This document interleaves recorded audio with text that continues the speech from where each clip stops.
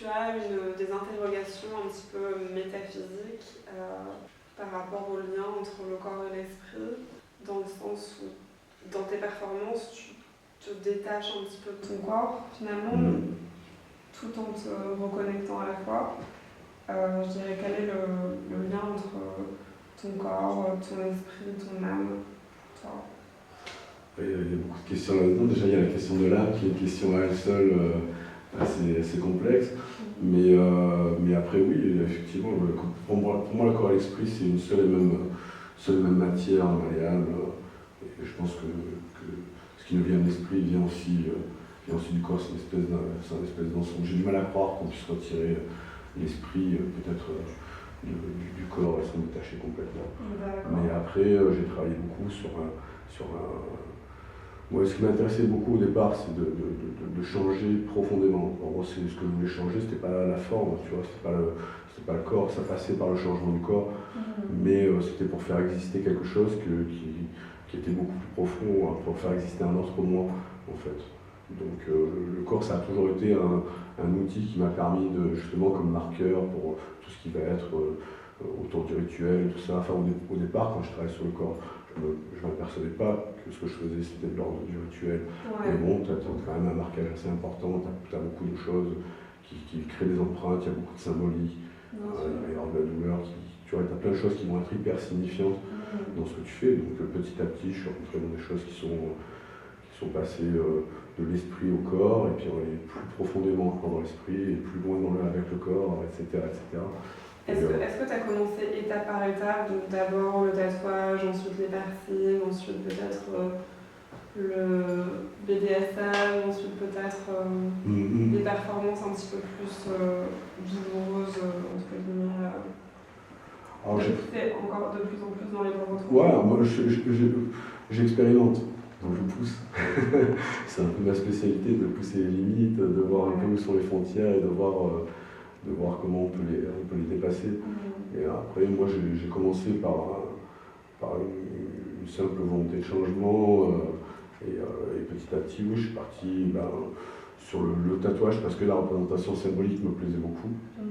Mais j'avais déjà commencé à changer avant. J'avais pris le nom de Lucas Pira, qui est un anagramme, en fait, de mon prénom de baptême, on va dire, celui qu'on m'a donné, celui qui m'a été donné par l'état civil, on va dire.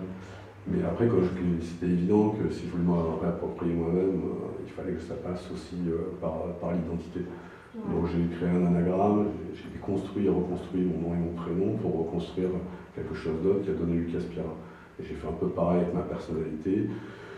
Et en voulant marquer au départ ce qui me semblait important, et j'étais dans quelque chose d'assez prospectif sur on va dire ce qu'on a appelé après le post-humain, mais bon, je ne l'ai pas encore vu comme ça, mais j'étais assez influencé par Stellark qui parlait de l'adieu au corps, etc. Puis on était dans cette utopie du cyborg, etc. Donc le premier tatouage que j'ai fait, c'est un bras biomécanique et, qui représentait ça. Puis petit à petit, je me suis aperçu qu'il y avait des possibilités d'hybridation qui pouvaient aller au-delà de ça.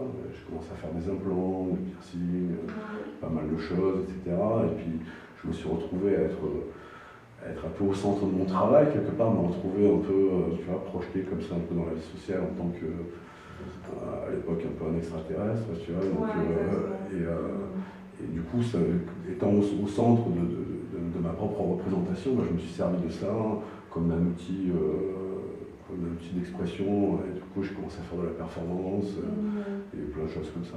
Mais est-ce que tu dirais que finalement en fait tu es un peu en avance sur ton temps, parce que maintenant le concept de cyborg est en train de vraiment devenir alors oui, on va dire que si tu dis ça, je vais pouvoir dire que je suis en avance sur mon temps, parce que quelque part je pense que le concept du cyborg il est déjà obsolète. Dans mes conférences récentes, je parle de posture et imposture du cyborg. Et c'est vrai, voilà, c'est quelque chose vers lequel on tendait beaucoup, on imaginait beaucoup d'hybridation, de se faire, les gens se faire amputer les jambes pour avoir les prothèses, etc. Le corps obsolète, toujours dont je parlais, dont Stellark parlait à l'époque. Et puis je me suis rendu compte assez vite, au fur et à mesure que tu expérimentes, tu aperçois qu'il y a des problèmes physiologiques déjà, parce que tu ne fais pas des changements aussi sur un film soit-il sans qu'il y ait une conséquence, sans qu'il y ait des potentiels problèmes, etc. Et puis, je me suis rendu compte aussi assez vite, quand j'ai connu un téléphone portable dans la poche, que mon téléphone, au bout de 6 mois, il était obsolète. Donc je me disais, si cette technologie était la technologie qu'on m'implante, ça veut dire que en fait, le corps est pas si obsolète que ça, parce que la technologie qui est censée pourvoir à cette obsolescence, elle obsolète plus vite que l'humain lui-même. Tu vois. Donc c'est un espèce de leurre comme ça, et on essaie de courir toujours un espèce d'absolu, et là au plus on se rend compte des possibilités, il y a plein de choses qui arrivent. Moi je suis beaucoup ce qui se fait pour les gens qui sont handicapés, par exemple, pour tout ce qui est prothèses, tout ça. Enfin, il y a plein d'applications possibles, en réparation, etc. Mais tu vois que c'est difficilement applicable sur le long terme pour les gens en général et tout, parce que ça reste des outils qui finalement ont une fonction assez éphémère dans le temps.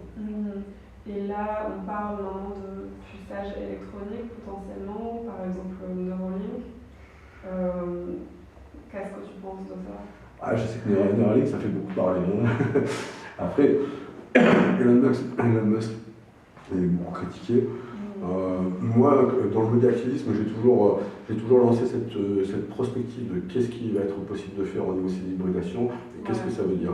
Et je me suis toujours rendu compte qu'en fait, il y a toujours le problème, ne serait-ce qu'en dehors de cette obsolescence, il y a le problème des brevets, il y a le problème des licences, enfin plein de choses qui font que tu es lié à quelqu'un. Enfin, si tu as ton OS, il est de chez Apple, tu fonctionnes de la façon dont Apple veut bien. Et si c'est Elon Musk avec Neuralink, voilà, tu es pris un petit peu dans des choses dont tu restes dépendant. Et comme c'est des choses qui sont directement sur ton corps, et en l'occurrence Neuralink, c'est directement sur le cerveau, ça peut vite être compliqué. Après, moi je trouve ça extrêmement intéressant au niveau technologique de pouvoir s'hybrider comme ça avec la machine pour pouvoir se servir de la machine, avoir un accès beaucoup plus facile, pas passer par une interface qui finalement est d'un autre siècle maintenant comme le téléphone, tu vois. Je trouve ça bon. J'ai discuté aujourd'hui avec Aziz, ton ami, qui me parlait de quelques projets qui est en train d'arriver, de Apple justement, là, qui va sortir quelque chose assez intéressant au niveau de nouvelles interfaces, et Google qui travaille sur d'autres trucs. Mais c'est vrai que voilà, ça m'étonne qu'on soit encore au téléphone au niveau de l'interface avec tout ce qui est en train d'arriver. Et là, vu qu'on rentre de plus en plus dans le métaverse, dans les intelligences artificielles, tout ce genre de trucs, c'est évident qu'il va falloir que l'interface change. Mais l'idée de devenir, par exemple, réellement cyborg, et vraiment d'avoir, par exemple, une puce implantée dans le cerveau, ça laisse aussi la potentialité de se faire hacker le cerveau, justement, parce qu'on devient machine, même si on se fait hacker dans la vie de tous les jours par de diverses influences. En fait, là, ce système, vraiment, il peut mettre à risque. Faut voir si ça marche, faut voir dans quel sens ça marche, et encore une fois, ce qu'on peut en faire, c'est ce qu'on peut décider nous de faire ou pas. Si le problème, c'est toujours que si les autres décident pour nous. C'est super intéressant de se faire hacker le cerveau si c'est toi qui le hack. Enfin, moi, j'essaye tous les jours de me hacker le cerveau, tu vois. Et donc voilà, je trouve que c'est intéressant. Après, si quelqu'un d'autre qui le hack, c'est un autre problème. Après, on peut pas arrêter de rouler en voiture parce qu'il y a des gens qui sont écrasés, ou il y a des gens qui ont des accidents, tu vois. À un moment, ça fait partie d'un système évolutif qui, de toute façon, à terme, arrivera, peut-être pas sous cette forme-là, mais bon, voilà, tout ce qui est autour de l'hybridation, c'est des choses qui vont arriver. Il faut juste faire avec, et à un moment, comprendre comment ça marche, voir ce qu'on peut faire, qui contrôle, comment on peut prendre le contrôle, etc. D'où le media hacking. Bien sûr. Et dans toi, ton processus de transformation, quelle est la finalité? Est-ce qu'il y a une finalité? Ouais, la finalité, c'est de devenir la meilleure version de moi-même, mais ça, c'est sans fin. Quand j'ai commencé mes transformations, j'aurais pas imaginé me changer à ce point, et ça a été vraiment des étapes comme ça à chaque fois. Alors ma femme qui te demande, oui, j'en ai eu un pas mal. J'étais pas trop mal installé dans ma vie il y a quelques années, jusqu'à fin 2017 en fait, et où j'ai commencé à remettre en cause pas mal de choses dans ma vie parce que j'avais envie d'aller loin, et pour aller vraiment loin, il faut rien avoir avec soi, tu vois, faut rien emporter avec soi. Donc j'avais cette idée de, je sais pas, il fallait que je change. Donc j'ai un peu commencé à faire exploser, pas faire exploser en vol, mais à remettre en cause tout ce qui faisait ma vie à un moment. Je suis parti en voyage avec ma fille pour un projet qu'on fait ensemble qui s'appelle les Chroniques du Chaos. On est parti en Colombie, au Pérou. Et puis on devait rentrer, et je suis pas rentré. Et je suis resté pendant 15 mois en errance à travers le monde. En errance sans aucun plan, sans thune, sans rien. Bon, après je voyage, je suis nomade depuis une vingtaine d'années, donc voilà, j'ai quelques repères sur la route, mais bon voilà, je suis parti vraiment le plus loin que je pouvais aller, plus loin que ce que je pensais aller, et ça m'a transformé dans tous les sens du terme, même physiquement, tu vois, déjà profondément, ça m'a profondément changé, ça a plein de niveaux. Tu montres de quoi tu es capable. Ouais, surtout tu vois de quoi le monde est vraiment fait quand chaque jour, chaque moment est une découverte et voilà, que tu peux uniquement te fier avec ce que le monde te donne à ce moment-là. Est-ce que tu as eu un peu des éveils spirituels où en fait tu comprends un peu comment l'univers fonctionne, comment le monde fonctionne? En tout cas, déjà, tu commences à comprendre comment toi tu fonctionnes. C'est déjà pas mal. Mais oui, effectivement, tu fais des rencontres, de gens qui t'ouvrent des portes. Après, effectivement, j'ai beaucoup voyagé en Amérique du Sud, tout ça, en Asie. Voilà, tout ce qui est autour du rituel, c'est des choses que j'ai rencontrées en fait. Et pourquoi appeler ça le chaos? Est-ce que c'est parce que tout d'un coup, il n'y a plus de routine, il n'y a plus de structure, il n'y a plus de... Le chaos, il va très bien à notre moment dans le monde et tout, mais le chaos, tout le monde voit quelque chose d'assez négatif, comme tout le monde voit quelque chose d'assez négatif dans ce qui se passe dans le monde maintenant. Mais en fait, là, ce qui se passe dans le monde maintenant, moi, je trouve ça absolument génial. Même aussi dur que ce soit, attention, qu'on s'entende bien, mais moi, j'ai attendu ça toute ma vie, de voir le monde changer. Donc quand j'ai vu, moi, pendant le Covid, que tout le monde était là, quand est-ce que ça redevient comme avant? Moi j'étais là, j'espère que ça va jamais redevenir comme avant. Et de voir que là, ça ne redevient pas comme avant, ça me plaît beaucoup. Là, les gens ont besoin de changement, on est vraiment dans une époque où toutes nos valeurs, tu vois, même les choses sur lesquelles on se repose, les gens, même si tu as des biens, même si tu as de l'argent, tu peux même plus te reposer là-dessus. La spiritualité, c'est parti dans tous les sens, tout part un peu dans tous les sens. Le langage ne veut plus rien dire, tu regardes maintenant, tu as une citation, tu n'as plus une citation, ce que tu peux attribuer à qui que ce soit, les mots n'ont plus aucune valeur, tout ça. Et quelque part, il y a tout à réinventer. Je trouve qu'il y a tout à réinventer. On est devant un monde à réinventer de A à Z. Donc, moi, je trouve ça absolument fantastique.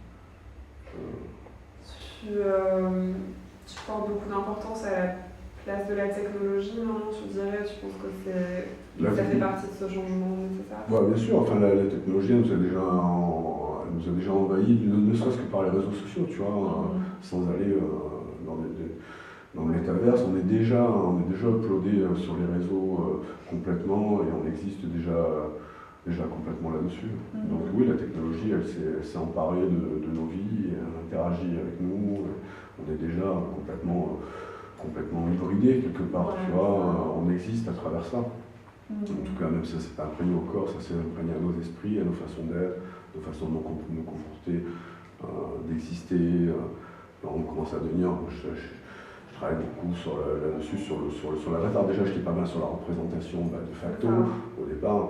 Et avec les réseaux sociaux, tu vois, tu commences à exister à travers les réseaux sociaux d'une certaine façon. Moi, j'ai déjà créé une espèce d'avatar, le personnage que je fais exister, Lucas Spira sur les réseaux sociaux, c'est pas moi vraiment, c'est ce que Lucas Spira représente pour les gens et ce que je veux symboliser à travers tout ça, et ce que je veux faire passer. Donc tu es déjà dans l'avatar. Et puis maintenant avec les AI où tu commences à te perfectionner, etc., on va encore un petit peu plus loin dans la représentation de soi, dans l'extrapolation de soi, voilà quoi. Et pourquoi ne pas montrer justement à 100% qui tu es, dans cette sincérité, cette authenticité? Mais je pense que c'est ce que je fais. C'est Oscar Wilde qui dit donne un masque à un homme, il te montrera son vrai visage. Moi je suis toujours masqué. mais tout en ayant plusieurs facettes aussi.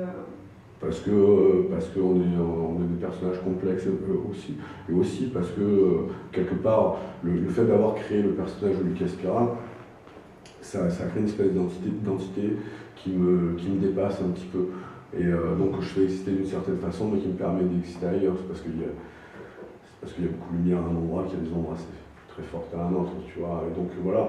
Mais j'ai pris conscience de ce qu'était devenu Lucas Pira et de ce qu'on attendait de ça. En même temps, voilà, c'est pas nécessairement, ça ne me représente pas dans mon ensemble, tu vois. C'est une facette, et c'est un outil aussi, et puis voilà, il y a tout le travail qui est derrière, il y a un message à faire passer, donc ça passe aussi par cette représentation, par accepter le fait qu'on me perçoive d'une façon qui n'est pas nécessairement celle que je suis, mais de jouer un peu avec ça. Est-ce que tu dirais que les changements, par exemple, que tu as effectués dans ton corps, dans ton apparence, ce serait quelque chose pour attirer en fait une tribu, des gens peut-être qui pensent de la même manière, ou peut-être repousser d'autres personnes qui sont peut-être, je sais pas, fermées d'esprit? Non, ça c'est des conséquences. Ça c'est juste des conséquences, tu vois, et elles me plaisent autant qu'elles me déçoivent, tu vois. Ouais. Ça me donne plus à comprendre sur les autres que sur moi-même. Moi, ce qui m'intéressait, c'est la volonté de changement. Ce que j'ai jamais compris, c'est pourquoi les gens ils viennent me voir et me disent que j'avais pas le droit de changer. T'as pas le droit d'exister comme ça, tu peux pas, tu vois. Moi, j'ai entendu dire quand j'avais ma fille dans les bras, qui a 27 ans maintenant, quand elle était gamine, j'entendais des gens qui disent comment des gens comme ça ils peuvent avoir des gosses, etc. Tu vois, c'est le jugement de l'autre le problème, mais c'est pas moi qui cherche à être jugé, ou moi je cherche juste à exister. Moi j'ai du mal à comprendre pourquoi les gens ils te laissent pas exister comme tu veux. On te demande de la tolérance et qu'on te tolère pas.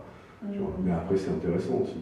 C'est intéressant de se plonger comme ça dans la vie sociale et d'être confronté à ça et de voir un peu les réactions que ça a, de questionner un peu le monde à travers ça et de remettre un peu en question, tu vois, des gens qui se prétendent tolérants et qui n'ont aucune tolérance au final, tu vois, ils tolèrent que ce qui leur parle. Donc moi j'ai juste cherché à me singulariser et à être ce que j'étais.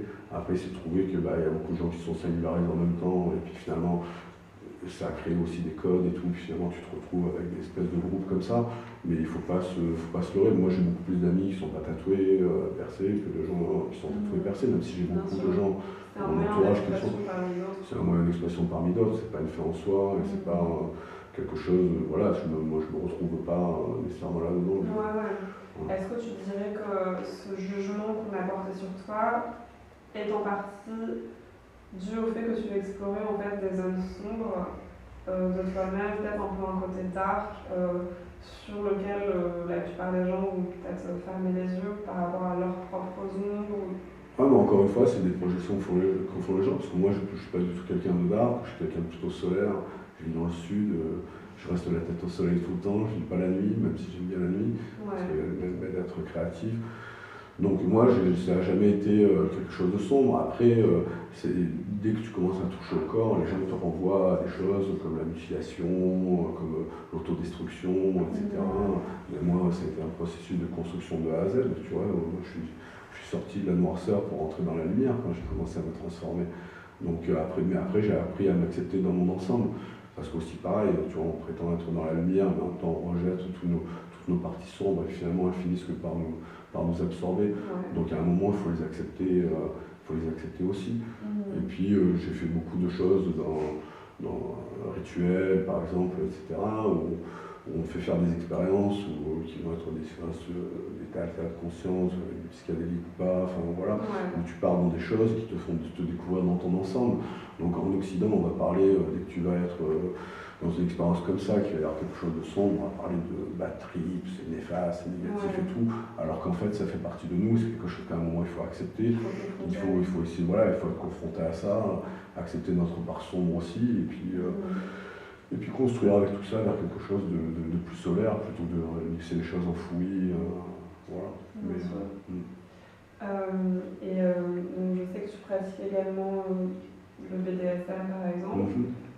Quel est ton rapport avec le plaisir versus la douleur, je pense que ça revient un peu à ça, sur le fait d'expérimenter. Après, je suis arrivé dans le milieu de BDSM parce que de facto, tous ceux qui touchaient au corps, tu vois, étaient dans une marge, tu vois, donc toutes les alternatives autour du corps finissent par se retrouver ensemble.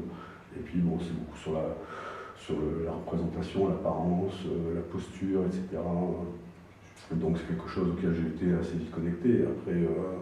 Après sexuellement, quand on pratiquait le BDSM il y a 20 ans, c'était un truc de tordu. Maintenant, je veux dire, depuis 50 Shades of Grey, je veux dire, tout le monde est passé dessus, tu vois. On s'aperçoit que la sexualité est complexe et qu'elle n'est pas, qu'elle n'est pas liée à la matrice maternelle, etc. Qu'on va chercher d'autres choses. Donc on va chercher ces choses dans des sensations, dans toutes sortes de sensations. Et la douleur, c'est quelque chose dont on nous fait peur parce que on l'assimile à la souffrance, mais la douleur c'est une information, c'est aussi quelque chose qui nous emmène aussi dans des états altérés de conscience. Tu vois, tu rentres dans des espaces à travers ça qui t'emmènent vers des ailleurs. Et donc c'est pas nécessairement quelque chose d'autodestructeur, au contraire, tu vois, ça peut être quelque chose de libérateur qui permet de faire sortir des choses de façon j'allais dire jouissive.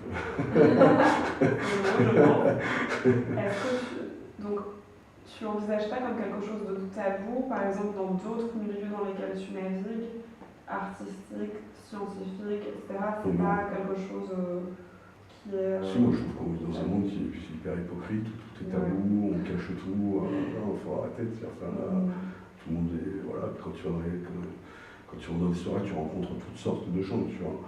Mais c'est vrai que notre société dans son ensemble, elle n'accepte pas la différence, elle a du mal à accepter la sexualité.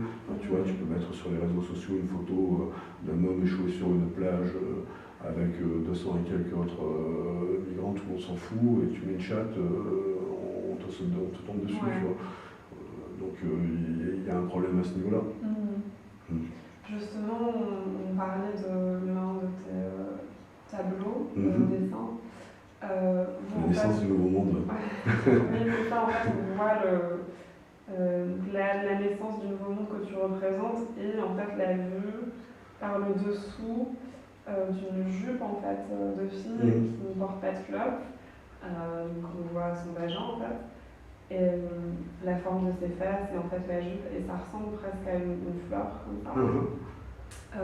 Pourquoi la naissance du nouveau monde? Et elle est en train de se faire flotter. La naissance du nouveau monde, parce que la naissance de l'ancien monde, je te dis, ça a le côté un peu la matrice. La femme, elle est comme ça, tu vois, c'est celle qui va donner. Qui crée la vie. Voilà, qui crée la vie. La naissance du nouveau monde, voilà, elle est à genoux, elle a quatre pattes, elle est en train de prendre une fessée et tout, c'est l'accès au plaisir. C'est d'un seul coup la sexualité libérée du besoin de procréer, mais c'est la sexualité pour la sexualité dans son exploration totale. Donc c'est pour ça que ça s'appelle naissance du nouveau monde, parce que maintenant c'est ce qui est en train de se passer. On explore la sexualité pour le plaisir et pour les plaisirs que ça peut amener dans toutes les facettes que ça peut avoir, et pas pas juste pour une volonté de procréer. Et est-ce que c'est le rapport à la femme en particulier? Il y a beaucoup de questionnements maintenant entre les hommes, les femmes, qui en fait a le pouvoir un petit peu sur l'autre.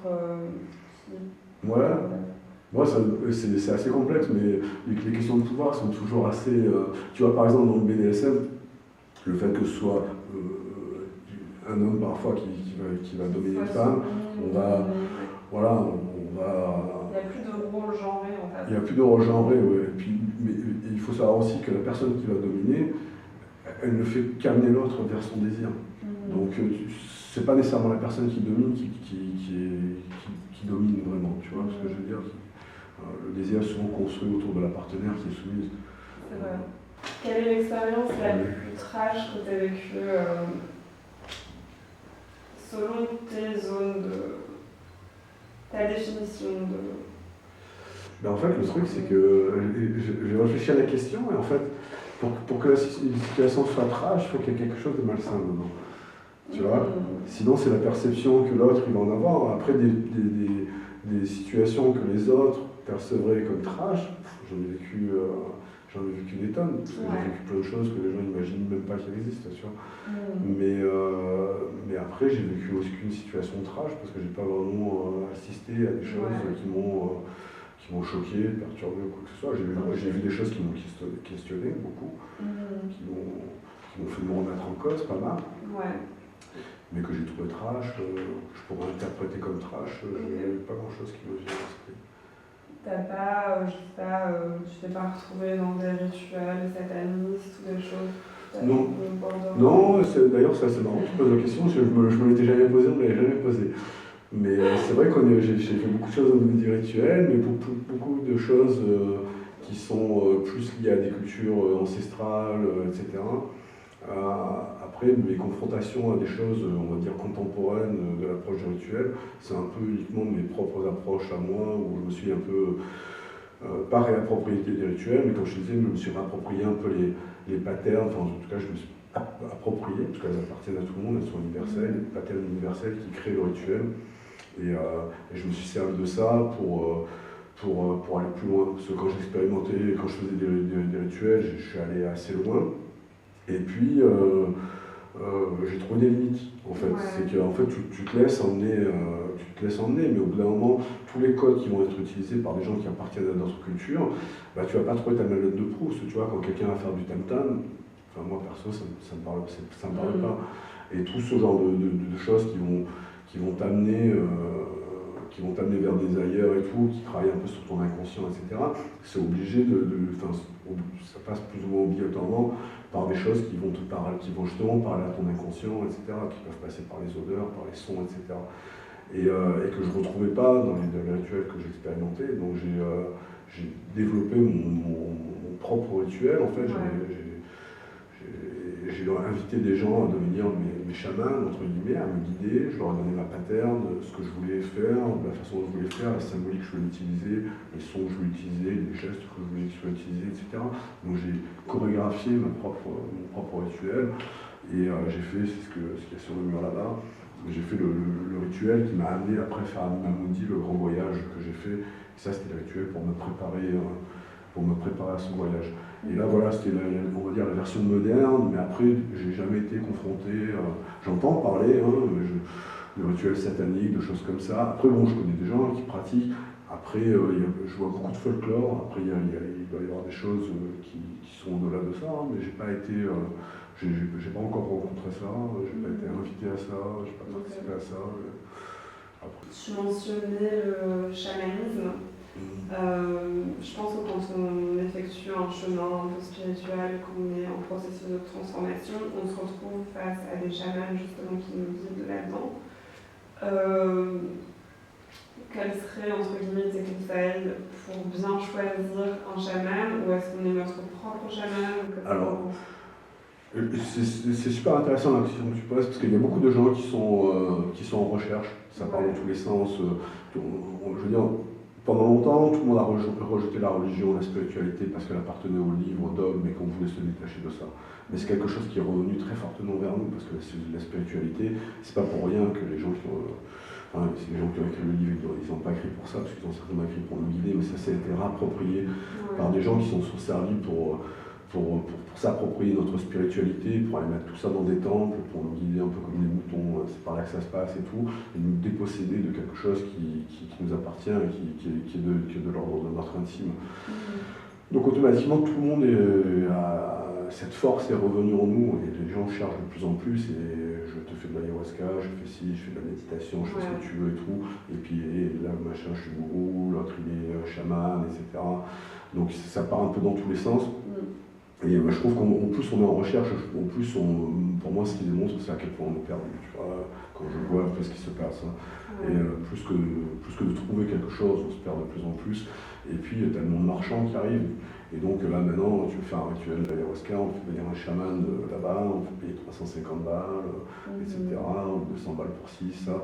Donc déjà si j'ai un conseil à donner, si tu veux une vraie expérience, il ne faut pas sortir une thune. Si tu rencontres quelqu'un qui te demande de l'argent, déjà tu es au mauvais endroit. Si la personne te demande de l'argent, c'est déjà pas la bonne personne. Après, il y a des échanges qui se fassent, tout le monde a besoin de vivre, etc. Ça, voilà. Mais l'accès aux clés, il peut pas se monnayer. Donc à partir du moment où tu tombes sur des gens qui te monnaient ça, c'est déjà pas les bonnes personnes. Ouais. C'est vrai qu'on a déjà beaucoup dit, notamment en Indonésie, les vrais habitent dans la forêt, les vrais, tu les dans la rencontres. montagne. Voilà, limite tu les rencontres, tu sais même pas qu'ils existent, ils en parlent pas et tout. Tu sais, dans l'islam, on parle de Raki, je sais pas si je le prononce correctement, mais dans le Coran, celui qui sait ne doit pas le dire. Tu vois ce que je veux dire, c'est à partir du moment où toi tu vas commencer à exprimer en fait le fait que tu es un guérisseur, quelque chose comme ça, ben, tu l'es déjà plus. Tu vois, tu perds déjà ton pouvoir à l'exprimer. C'est parce que tu l'es que les autres te font exister. Tu vois, que tu es reconnu comme tel, qu'on va t'envoyer des gens, etc. Donc voilà, c'est des rencontres qui se font, etc. Mais c'est pas quelque chose, tu vends pas des tapis, tu vois. Enfin, celui qui en parle le plus, c'est celui qui en fait le moins, comme ça. Quand t'as gars qui dit qu'il est chaman, déjà, pour moi, ça part mal, tu vois ce que je veux dire. Mais je me suis pris à la tête avec des chamans au Pérou. Tu vas au Pérou, tu vas à Iquitos, tu fais des jours de bateau pour aller dans des endroits pas possibles, et puis tu arrives, et puis tu tombes sur des chamans, et tu te dis, il faut 400 balles. 400 balles, c'est un mois de salaire là, et puis 400 balles, c'est ce que tu vas prendre à un mec qui a lu un article dans le New York Times sur l'ayahuasca, qui va prendre un billet d'avion, qui va venir jusqu'ici. Moi, je suis bien à la rame, ça fait 20 ans que je fais le voyage, je te dois rien, tu vois ce que je veux dire. Donc, effectivement, je pourrais donner quelque chose, mais je te dois rien. Et en l'occurrence, je vais rien te donner parce que tu n'es pas la bonne personne. C'est ça. Pour revenir, en fait, je vais reformuler le mot de tout à l'heure qui était trash. Trash. Je savais que la question. Je savais que tu avais envie d'entendre quelque chose de croustillant. Quelque chose, qui t'a marqué, qui t'a le plus poussé dans tes retranchements, qui t'a, je sais pas, peut-être choqué ou je sais pas. Choqué pas, surpris. Après, il y a des choses, sur les questions du corps et la représentation de ce qu'on est et tout. Enfin, tu vois, on est tous. On fait exploser des choses, mais en même temps, il y a des choses qui sont intouchables, etc. Alors après, c'est pas quelque chose que j'ai fait, mais quelque chose que j'ai expérimenté au cours de la discussion, parce qu'il y a beaucoup de gens qui savent que voilà, moi, je peux aller sur beaucoup de territoires, donc ils me parlent de choses un peu, voilà. Et un jour, j'ai un ami qui me dit, si je te demandais de couper le sexe.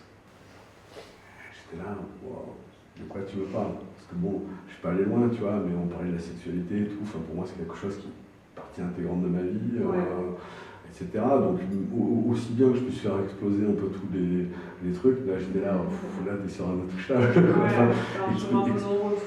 Voilà, explique-moi, tu vois, qu'est-ce qui peut motiver quelque chose comme ça? Et la personne, elle me répond, écoute, moi j'aime bien les humains, mais de me retrouver face à un humain du sexe opposé et d'être guidé, au lieu d'être guidé par ma pensée, d'être guidé par ma vie, ben, j'ai juste envie d'en être débarrassé. Mais c'était un prédateur ou... Non, quelqu'un de très sain, mais juste dans les rapports humains, quand tu es face à une femme, tu vois, il y a toujours un rapport de séduction, il y a toujours des choses qui vont brouiller un peu cette relation purement humaine, purement d'humain à humain.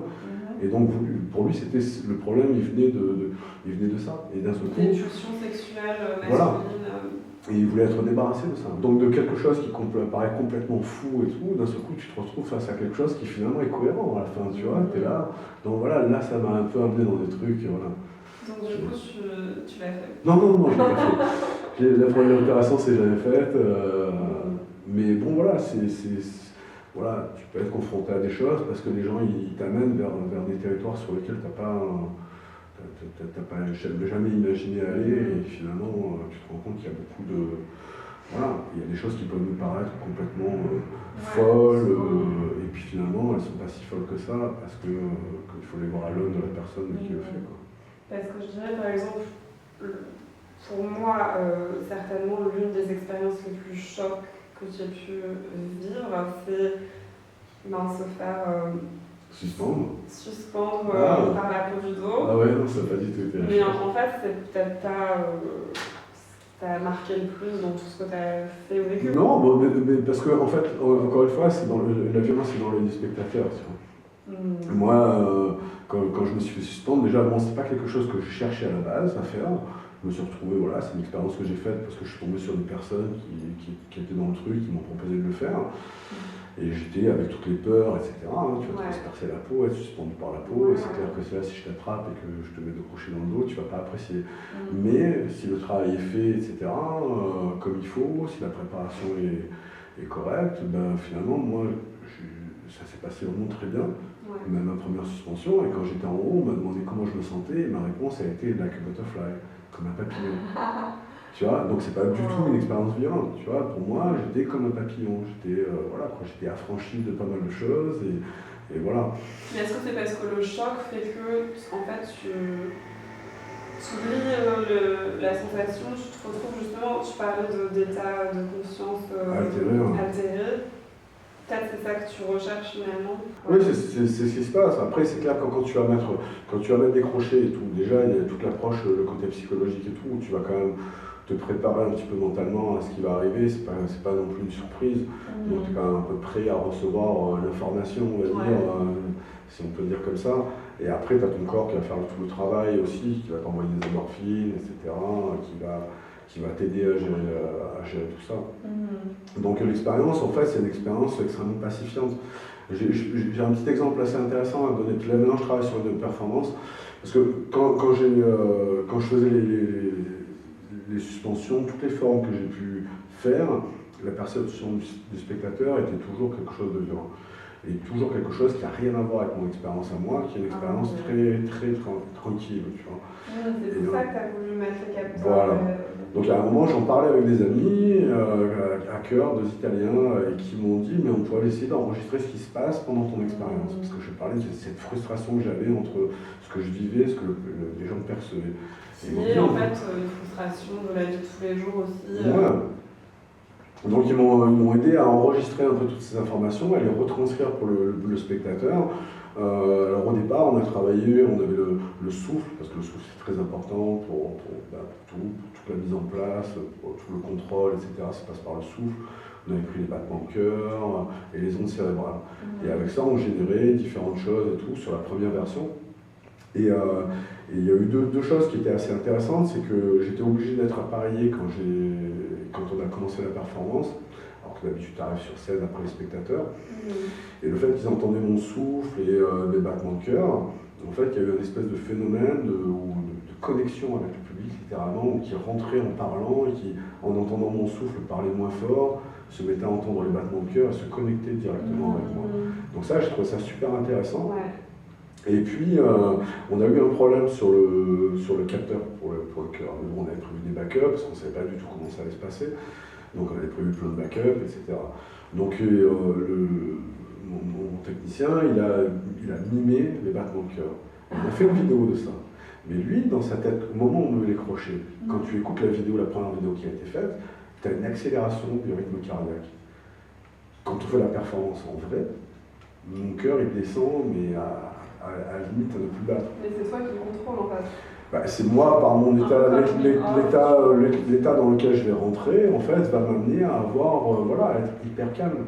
Je suis hyper calme, je suis hyper serein, mes battements de cœur sont très lents, tout est très tranquille, tout est vraiment... Alors que pour le spectateur, et même pour mon technicien, c'était un état de panique, tu vois ce que je veux dire? Et donc tu es vraiment dans cette... Mais c'est pas commun, justement. Ouais, mais... Est-ce que tu le contrôles? Ce que je contrôle, c'est mon expérience.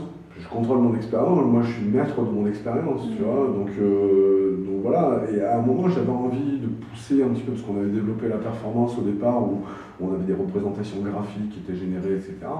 Mais cette connexion qui s'est faite avec le public au début, on appelle ça le biofeedback, et en fait, c'est vraiment tu es connecté par quelque chose de biologique qui passe pas par un processus intellectuel, on va dire. Et ça m'a beaucoup intéressé, parce que d'un seul coup, ça permettait d'amener le spectateur à l'intérieur de mon expérience et en faire non plus un spectateur et un témoin, tu vois. Et de participer à mon expérience. Et du coup, on a développé de plus en plus la performance, donc avec un nouveau team. J'ai développé une nouvelle version de la performance qui est entièrement basée sur ce biofeedback. Donc je suis plus sur scène, mais je suis au centre de quelque chose.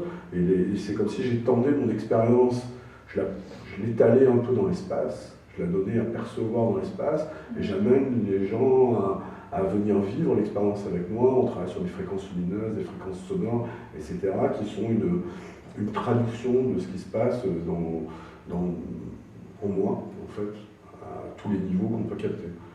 Donc on capte de plus en plus d'informations. Au début, on travaillait que sur les ondes cérébrales et notre cœur souffle. Maintenant, on travaille sur les tensions musculaires, on travaille sur la température du corps. Enfin, on développe pas mal de choses, pas mal d'outils qui permettent de retranscrire l'expérience et de la faire vivre directement.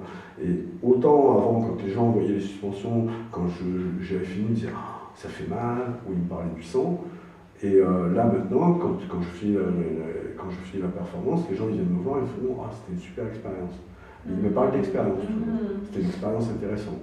Mais ils parlent toujours d'une expérience. C'est plus un truc où ils sont spectateurs et où ils perçoivent, parce que leur prisme intellectuel leur fait percevoir que c'est quelque chose de violent, mais ils sont dans quelque chose de ressenti où ils perçoivent la sérénité de l'expérience. Voilà. La sérénité.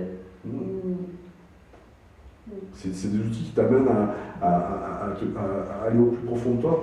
Je peux te raconter une petite anecdote, mais quand je faisais les suspensions, au départ, évidemment, tu es un peu dans ce truc de représentation. En plus, je faisais pas mal de choses scéniques et tout, donc tu es là, tu pousses toujours un petit peu, etc. Tu prends un pouvoir sur toi-même, ça impressionne un peu les gens, voilà, ça fait le show, voilà, tu vois, tu te flattes un peu l'ego. Et voilà, puis à un moment, je suis allé dans un truc où je me suis un peu perdu, puis j'ai mal vécu une des suspensions.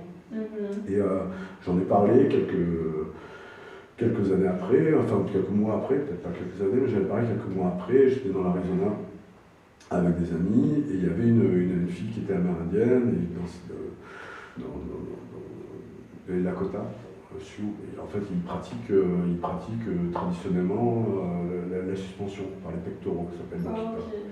Okay. Et donc, je sais qu'il y a certainement beaucoup de tribus qui faisaient ce genre de choses. Et du coup, elle me dit c'est dommage que tu aies mal vécu l'expérience, parce que mon père et mon frère l'ont fait, c'est super bien passé. J'étais ton père et ton frère, explique-moi. Puis elle m'explique, voilà, qu'elle était là, etc.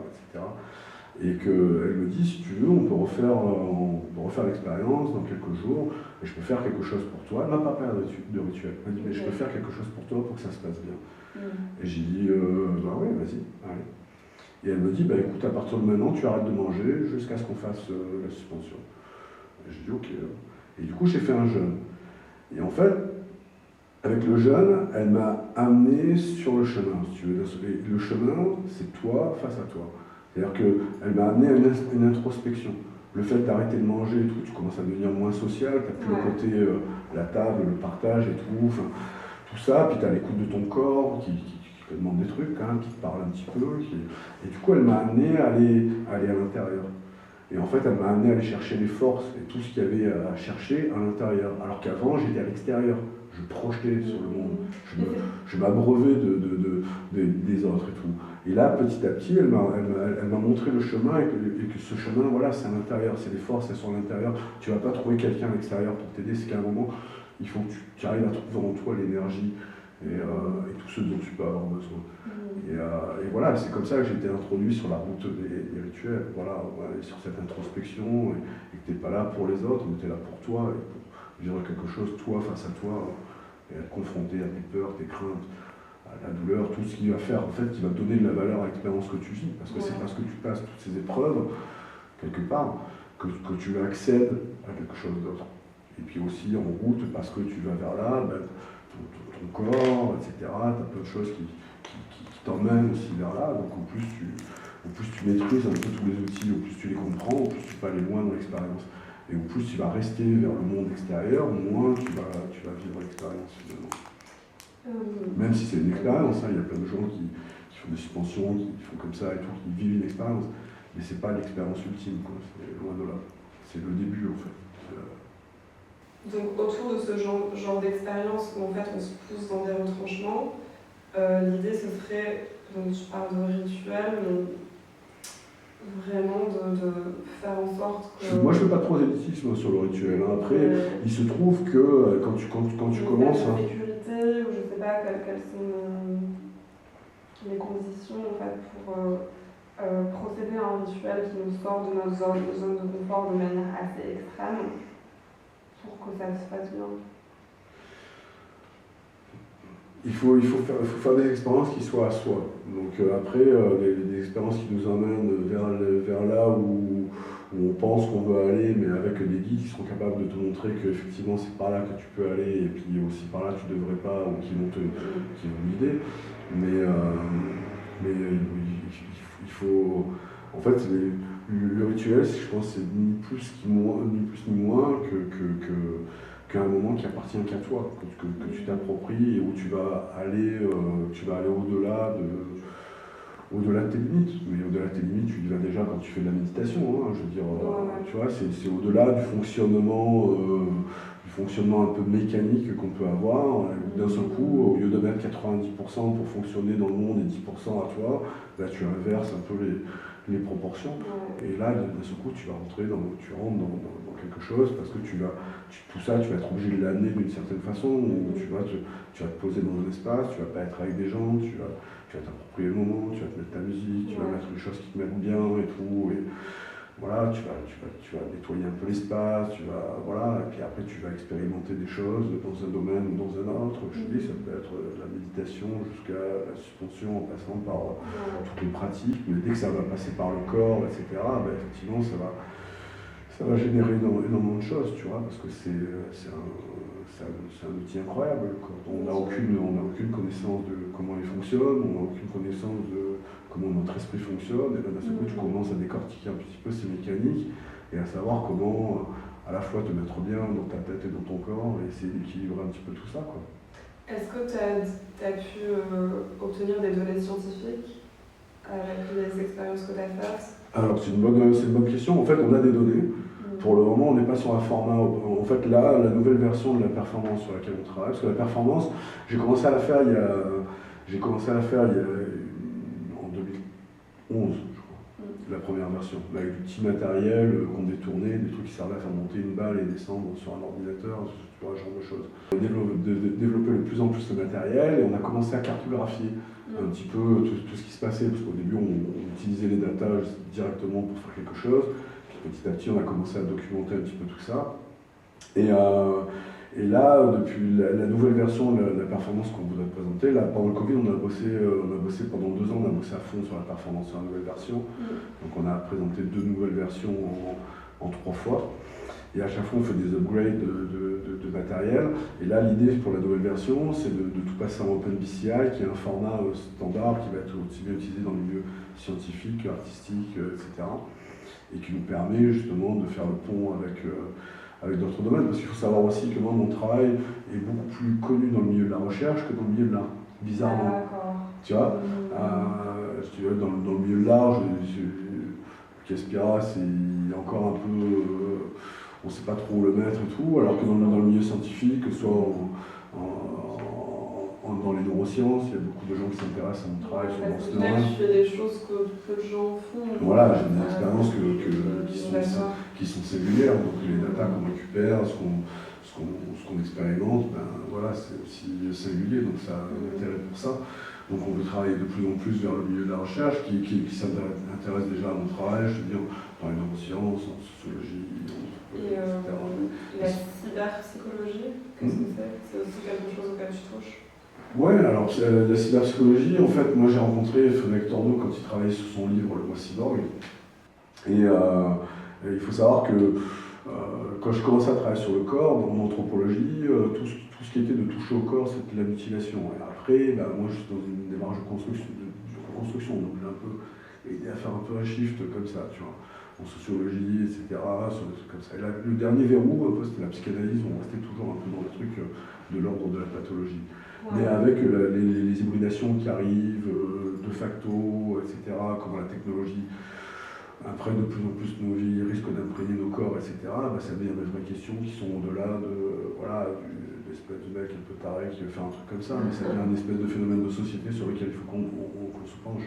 Dans l'une de tes œuvres, tu as une phrase qui dit « What we call real life is the life we cannot live ». Qu'est-ce que ça signifie pour toi?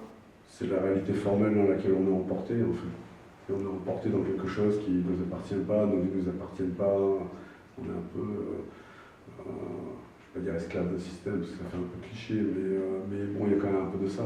Que ce soit à tous les niveaux, on est contrôlé aussi bien dans notre façon de... On a été conditionné à manger à telle heure, à dormir à telle heure, à faire ci à telle heure, tu vois, à aller là, à faire ça, etc. Et c'est ça qu'on appelle la vraie vie. Tu vois, mais la vie, c'est pas ça. La vie, c'est quelque chose qui nous appartient à nous et qui est au-delà de ça et qui marche pas avec une horloge qui sonne toutes les 5 minutes pour te dire ce que tu dois faire, comment tu dois le faire. Alors, on est censé être beaucoup plus à l'écoute de nous-mêmes et en fait on nous a détachés un peu de tout ça. Enfin, moi, j'ai une erreur historique, tu vois. Il y a beaucoup de gens qui viennent me voir et qui me disent mais je vois quelque chose pour dormir. Et je leur demande mais t'arrives pas à dormir? Il faut si, je dors, mais je me réveille au milieu de la nuit. Je sais pas pourquoi tu fais pas quelque chose. Tu vois. Mais on nous a appris qu'il fallait dormir parce que demain tu vas te réveiller à 8 heures. Donc ça devient un problème de ne pas dormir à 4 heures du matin. Alors qu'en fait, c'est pas un problème de ne pas dormir à 4 heures du matin. Tu fais quelque chose jusqu'à 5 heures, jusqu'à 6 heures. Mais socialement, c'est pas possible. Donc tout ça, tu vois, c'est des conditionnements qui nous éloignent un peu de nous-mêmes à travers le sommeil, mais c'est stupide. Mais tu ne le ressens pas sur ton corps automatiquement. Ben, on est obligé de le ressentir. Si on n'est pas à l'écoute de notre corps, si notre corps ne fonctionne pas de la façon dont nous on a envie, mais que tout le monde doit fonctionner de la même façon et tout, on est automatiquement pas aligné quelque part, tu vois, parce que si tu es aligné, tu vas fonctionner d'une façon différente de moi, de lui, etc. Et tout ça, c'est des outils, je dis, que ce soit le sommeil et tout, enfin, tu vois, les rêves, c'est quelque chose d'hyper important. Tu vois, on se fait réveiller par des alarmes et tout, tu vois, on ne sait pas tout ce qu'on vit la nuit, on ne se rappelle même pas, on s'en fout de toute façon, tu vois. Donc cette real life, elle est là, mais la vie c'est aussi la vie de notre inconscience, c'est aussi nos rêves, c'est aussi plein de choses comme ça. Donc voilà. Je vais te donner quelques mots et j'aimerais que tu me dises qu'est-ce que ça t'inspire, mais brièvement. Le karma. Le karma, je pense que c'est le moyen d'avoir une ligne de conduite sans peut-être besoin de quelqu'un d'autre pour te la dicter. La disruption. Dans quel sens? Casser quelque chose, briser quelque chose, déconstruire quelque chose. Je pense que de toute façon, tu sais, en Occident, on aime bien les trucs qui durent et tout. Moi, je vis à Avignon, c'est une ville du 15e siècle, ils essaient de figer la vie dans le 15e siècle, etc. J'ai beaucoup au Japon, on est beaucoup plus dans les... Même s'ils ont des trucs qui sont très vieux, tu vas avoir un temple qui date de 500 ans, 1600 ans, 700 ans, mais il a été reconstruit 10 fois. Et cette notion d'éphémère, qui pour nous semble, parce que c'est éphémère, c'est assez inutile, futile. Et en fait, dans la culture japonaise, parce que c'est éphémère, c'est quelque chose qui est extrêmement important. Et ça, par exemple. Voilà. Et du coup, la notion de déconstruire, reconstruire, c'est quelque chose qui me parle, parce qu'à partir du moment où on s'enferme dans quelque chose, je pense qu'il est nécessaire de déconstruire ça et d'aller vers quelque chose. Ça éviterait, par exemple, ce qu'on appelle la crise de la cinquantaine, la crise de la quarantaine, les genres de trucs où tu es vraiment, tu vois, t'es enfermé un petit peu dans un truc et tout. Et t'attends. Voilà, puis au bout d'un moment tu fais tout péter parce que tu t'aperçois que t'es pas au bon endroit et que tu t'es laissé emporter et tout. Donc c'est peut-être bien de déconstruire, reconstruire au fur et à mesure, de jalonner aussi. Le rituel, c'était des choses qui étaient importantes aussi au cours de la vie pendant longtemps pour structurer la société. C'est pas un hasard si maintenant les mecs qui ont 30 ans, ils ont toujours une tétine à la bouche, parce qu'à un moment on t'a pas expliqué que c'était là que ça s'arrêtait, etc. On n'a pas marqué un peu tout ça. Enfin, je grossis un peu le trait, mais c'est vraiment ça, tu vois, c'est des choses qui nous aidaient vraiment à construire la société, à nous structurer, à comprendre des choses. Déconstruire, c'est construire. Voilà, déconstruire, c'est construire. Ouais. Si tu passes d'une chose à une autre, et voilà, la vie c'est ça, elle va de l'avant, elle ne reste pas figée sur quelque chose. Douleur. C'est une information. Après, la douleur, elle peut être, si elle est subie, ça devient la souffrance. Tu vois, quand tu as mal aux dents, quand tu as mal au dos, ce genre de choses.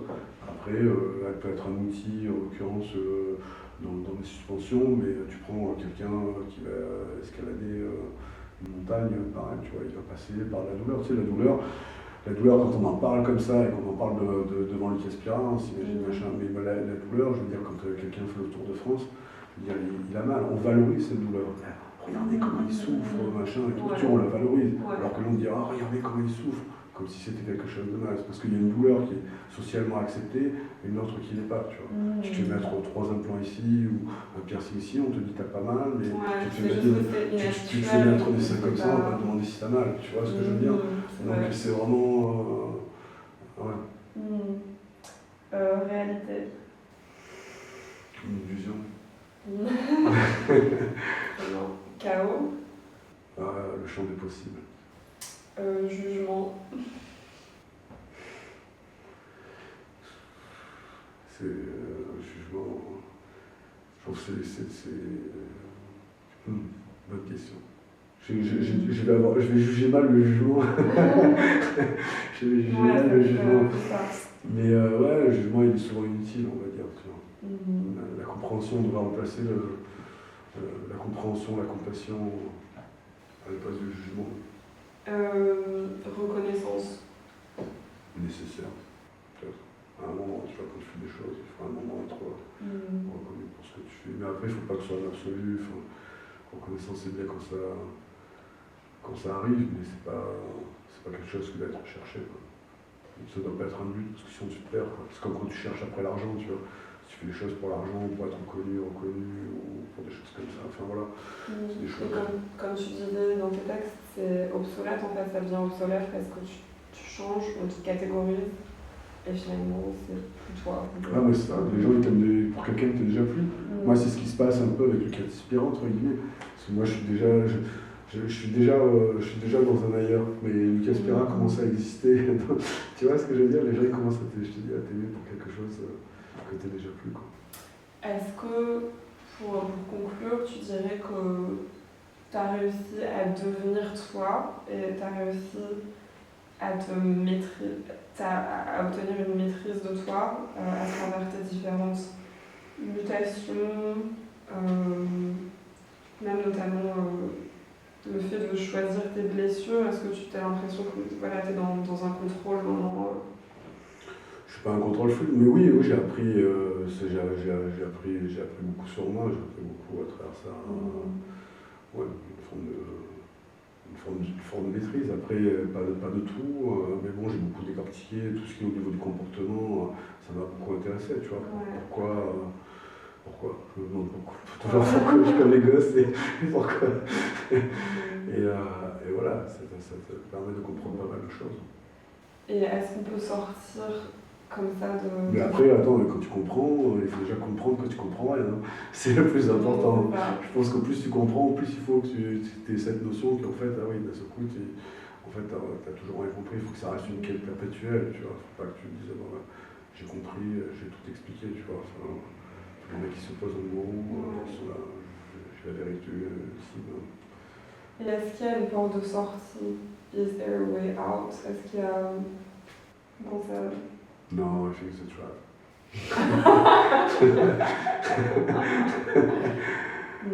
Mais bon, après, voilà, il faut accepter la vie pour ce qu'elle est aussi. Voilà.